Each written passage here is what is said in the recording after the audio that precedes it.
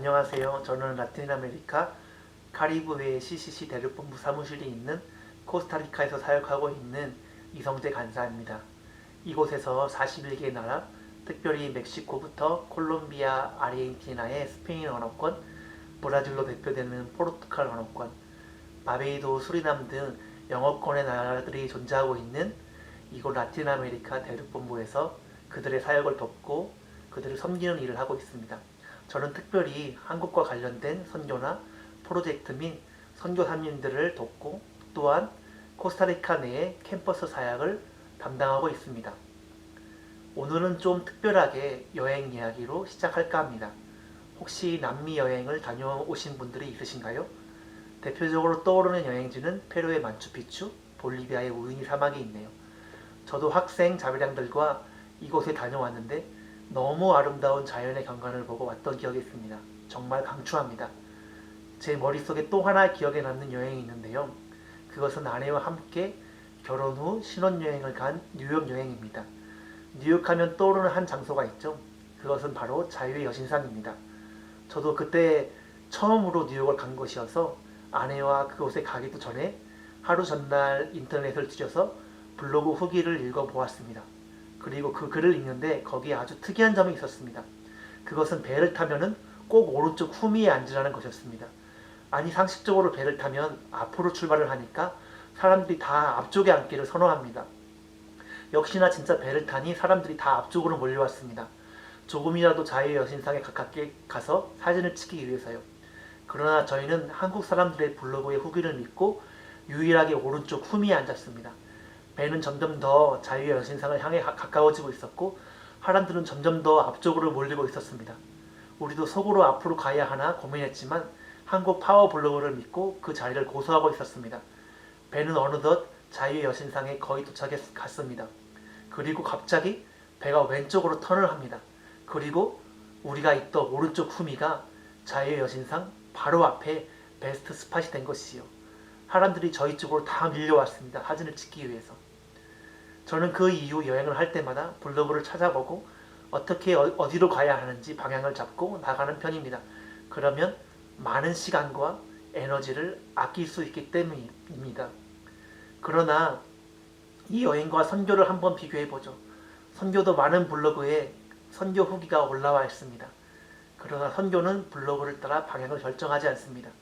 왜냐하면 선교는 여행과 다르게 정해놓은 방향대로 누군가가 해놓은 그 방식대로 흘러가지 않는 것이 오히려 선교이기 때문입니다. 선교는 오히려 여행보다 삶에 가깝습니다. 우리의 삶이 완벽하게 그려놓은 청사진대로 흘러가기보다는 예상치 않은 계획들로 인해 변경이 되고 때로는 낙심이 되기도 하지만 그러나 그 모든 것들이 또 하나님의 섭리로 큰 은혜가 되어 나의 인생에 큰 영향을 미치기 때문입니다. 오늘 저는 이 이야기를 더 나누어 볼까 합니다. 선교는 삶이다를 말이지요. 아내가 둘째를 임신하고 2015년 9월에 출산할 때의 일입니다. 2015년 9월 1일에 A6 팀이 멕시코 사역을 돕기 위해 입국을 했습니다. 아내의 출산일은 9월 21일이었고요.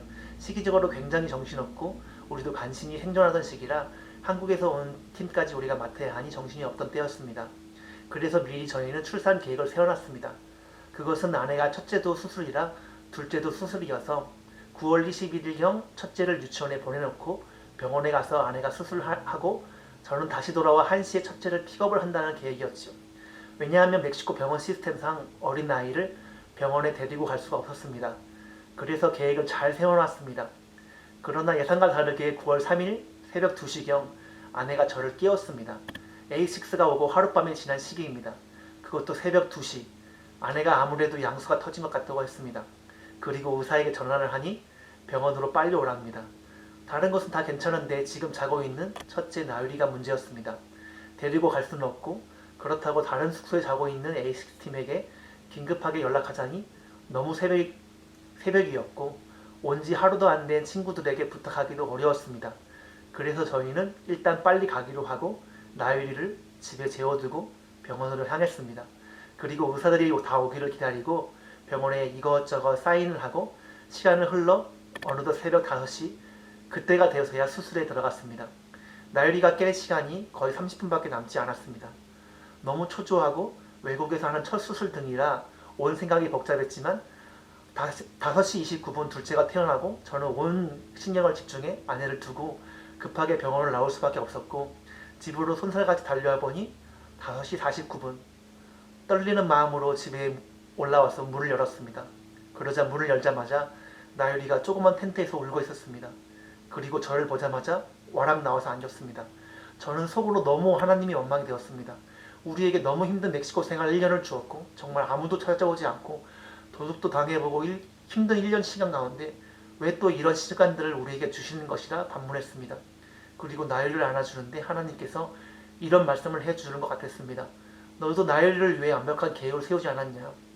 그리고 나유리가 그렇게 되지 않기를 바라고 지금도 변함없이 나유리를 떠난 것이 아니라 어쩔 수 없이 상황 가운데 놓인 것인데 잠시 자리를 비운 것인데 왜 그렇게 생각하느냐. 나도 그렇다. 너에 대해서 계획이 있었다. 너의 느낌만 상황만 그런 것처럼 보이지 나는 늘 너의 곁에서 함께 있었다는 그런 음성이었습니다. 그렇습니다. 선교사로 살고 믿음으로 산다고 하지만 때로 환경 앞에 그분의 부재를 느낍니다. 그리고 내 계획대로 되지 않으면 불평하고 어려워하는 것을 늘 우리는 보았습니다. 그러나 하나님은 나의 생각을 바꾸셨습니다. 그분은 변함없습니다. 계획이 달라진 것처럼 보이지만 단순히 나의 감정과 나의 생각이 달라진 것이었습니다. 내가 그려놓은 상황과 내가 보고 달려온 그 방법으로 하나님을 여행 블로그처럼 만들어 놓았습니다.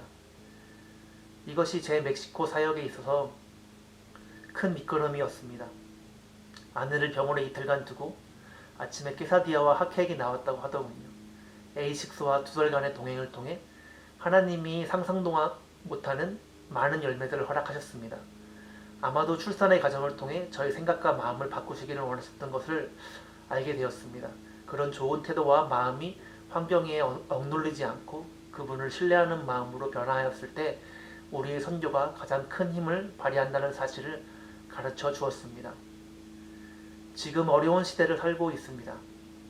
모두가 우리의 예상과는 다르게 흘러가고 있습니다. 그리고 그 안에서 선하신 그분의 의도를 발견하고 예를 씁니다. 사도 바울이 2차 전도 여행을 시작하면서 아시아로 가고 싶었지만 성령님이 방향을 트셨습니다. 그리고 빌립보에서 의도치 않게 자주장사 루디아를 만납니다. 아마 사도 바울의 전략상 회당을 찾아간 것으로 봐서는 남자 무리 가운데 핵심 사람을 발견해서 개척을 하고 싶지 않았을까 싶습니다. 그러나 루디아, 여자, 그것도 다른 지역에서 온 루디아라는 인물, 예상치 않은 그 인물의 만남이지만 그 만남을 통해 복음이 흘러가는 것을 볼 수 있습니다. 아마 그때 블로그에는 빌립보 어디를 가면 무엇이 있고 거기서 여기를 가보라 그러면 무엇이 있을 것이라는 정보가 있었을 것입니다. 그러나 그것과 다르게 하나님의 계획 안에서 이루어진 새로운 만남과 새로운 환경들이 우리의 예상을 완벽하게 벗어날지라도 상상치 못하는 은혜들을 만들어낸다는 것을 볼 수 있습니다. 아마 지금이 그때이지 않을까 싶습니다. 지금 우리는 예상과 다르게 디지털로 선교를 합니다. 그러나 더 빠르게 문이 열리고 있는 나라들이 있습니다. 전 세계가 지금은 힘을 합쳐서 선교를 할 수 있는 시대가 되었습니다. 우리가 예상하지 못했던 결과들입니다. 선교는 늘 새롭습니다. 매번 했던 경험이 소중하지만 그래도 그것들을 흘러가지 않아서 매력이 있습니다. 하나님의 은혜가 날마다 새롭게 샘솟습니다. 특별히 이야기를 마무리하면서 여러분을 도전하고 싶습니다. 많은 사람들이 당신을 기다리고 있습니다. 한국이라는 나라가 지금 너무나 매력적입니다. 미스터 션샤인을 통해 일제시대의 선교사들이 한국에 있었다는 사실을 이제 여기 나라 사람들이 알고 있습니다. 사랑의 불시착을 통해 물론 현빈이 너무 멋있지만 북한에 대한 인식이 바뀌었다고 말하는 학생들도 있습니다. 지금이 우리의 선교의 최적의 시대입니다. 환경은 아닌 것 같지만 그곳에서 일하시는 하나님을 한번 경험해보고 싶지 않으신가요? 당신을 초대합니다. 감사합니다.